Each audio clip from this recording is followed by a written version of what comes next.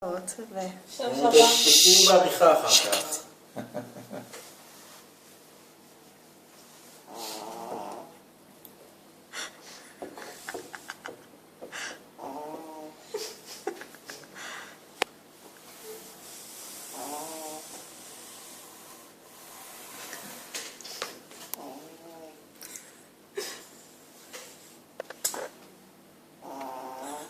איזה קולות?